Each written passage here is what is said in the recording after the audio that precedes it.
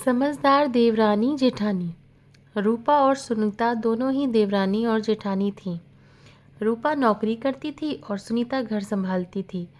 उनका परिवार बहुत बड़ा था। सास ससुर और उन दोनों के बच्चे कुल मिलाकर घर में 10 लोग थे। और आज कई सालों बाद उनकी बुआ सास अपने भाई के पास रहने आई थीं। सुबह उठते ही बुआ जी ने देखा रूपा जल्दी जल्दी अपने काम निपटा रही थी।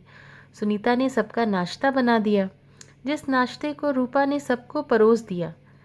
इसके बाद रूपा ने खुद अपना टिफ़िन पैक किया और जॉब पर चली गई। सुनीता ने फिर दोपहर का खाना बनाया और थोड़ी देर बैठ गई अपनी सास और बुआ सास के पास। बुआ सास से रहा नहीं गया और सुनीता से बोली कि छोटी बहू, तेरी जेठानी रूपा तुझ पर बड़ा हुक्म चलाती है। सुबह से देख रही हूँ रसोई घर में तू ही लगी हुई है और वो महारानी दिखावा करने के लिए सबको नाश्ता परोस रही थी, जैसे उसी ने बनाया हो। ये सुनते ही सुनीता ने अपनी बुआ सास की तरफ देखा और बड़ी प्यार से कहा, नहीं, ऐसी कोई बात नहीं है बुआ जी, रूपा बहुत ही अच्छी है। बुआ बोली, तू बहुत भोली है सुनीता, पर मैं समझती हूँ इतनी बूढ़ी मैं ऐसे ही नहीं हुई। सुनीता से अब रहा नहीं गया और वो बोली कि बुआ जी, आपको रूपा दीदी का बाकी सबको नाश्ता परोसना दिखा, मगर आपको ये नहीं पता कि उन्होंने मुझे डांट कर सबसे पहले नाश्ता करवाया, फिर चाय पिलाई, और वो रोज़ ही मुझे सबसे पहले ही नाश्ता करवा देती हैं, वरना सबका नाश्ता बनाते तो मैं नाश्ता ही न कर पाऊँ। वो मेरा कितना ख्याल रखती हैं। दीदी सुबह जल्दी उठकर मंदिर की सफाई करके फूल सजा कर रखती हैं और वो मुझे खुद से 1 घंटा लेट उठने को कहती हैं, क्योंकि मुझे उठते ही नहाकर सीधा रसोई घर में ही जाना पड़ता है। शाम को ऑफिस से आते वक्त दीदी बाज़ार से सब्जियां भी लेकर आती हैं, क्योंकि हमारे हस्बैंड रात को लेट हो जाते हैं। और रूपा दीदी ने सासू माँ को बाज़ार जाने के लिए मना किया है, क्योंकि माँ जी अब 60 साल से ऊपर की हो चुकी हैं। कहीं बाज़ार जाते समय उन्हें तकलीफ़ ना हो जाए। वैसे भी उन्हें घुटनों की परेशानी है और जब माँ जी को घूमने का मन होता है तो रूपा दीदी छुट्टी करके खुद उनको घुमाने लेकर जाती हैं। और हाँ बुआ जी, रूपा दीदी रोज़ शाम को आकर खाना बनाने में मेरी खूब मदद करती हैं, चाहे वो कितनी भी थकी हुई हों। वो मेरी जिठानी ज़रूर हैं, मगर वो मुझे अपनी छोटी बहन ही मानती हैं और मैं उन्हें बड़ी बहन मानती हूँ। ये सब सुनते ही बुआ चुप हो गईं। शायद उसकी चुगली सुनीता के आगे फेल हो चुकी थी। शाम को रूपा सब्जी की थैली सुनीता को पकड़ाते हुए बोली कि सुनीता, सब्जियों के साथ वाले थैले में तुम्हारी फेवरेट लेखक की किताब भी लाई हूँ। ये सुनकर सुनीता खुश हो गई और बोली, थैंक्स दीदी। सुनीता सब्जी की थैली किचन में रखी और किताब रखने अपने कमरे में चली गई। तभी बुआ जी ने रूपा को आवाज़ दी, बड़ी बहू, ज़रा यहाँ आना। रूपा बोली, जी बुआ जी।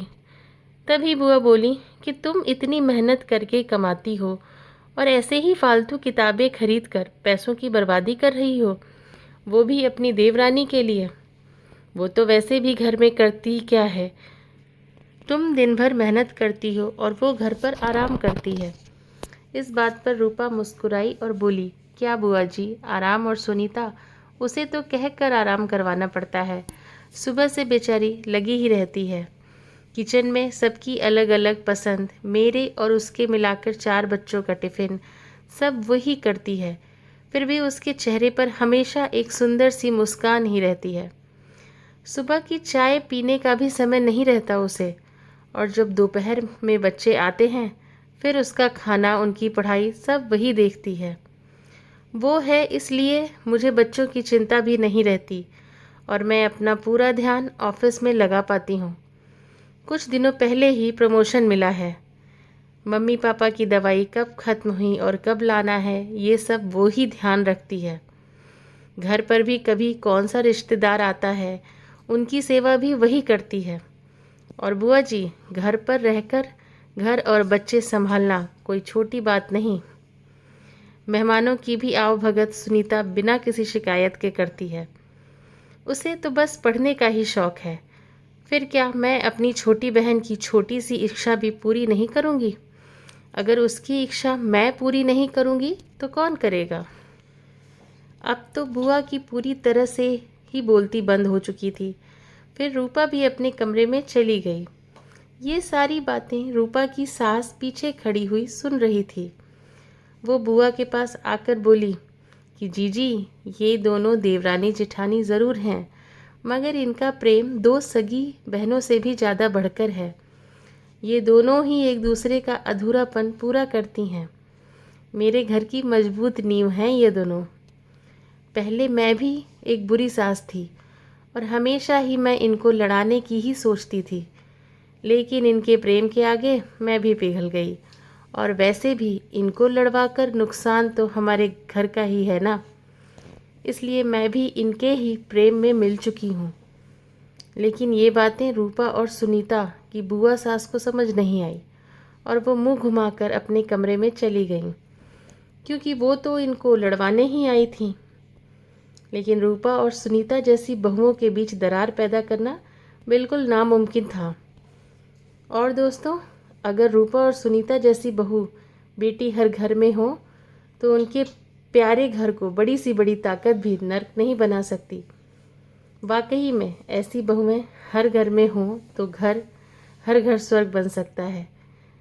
आप इस कहानी के बारे में क्या कहेंगे दोस्तों? आपको ये कहानी कैसी लगी?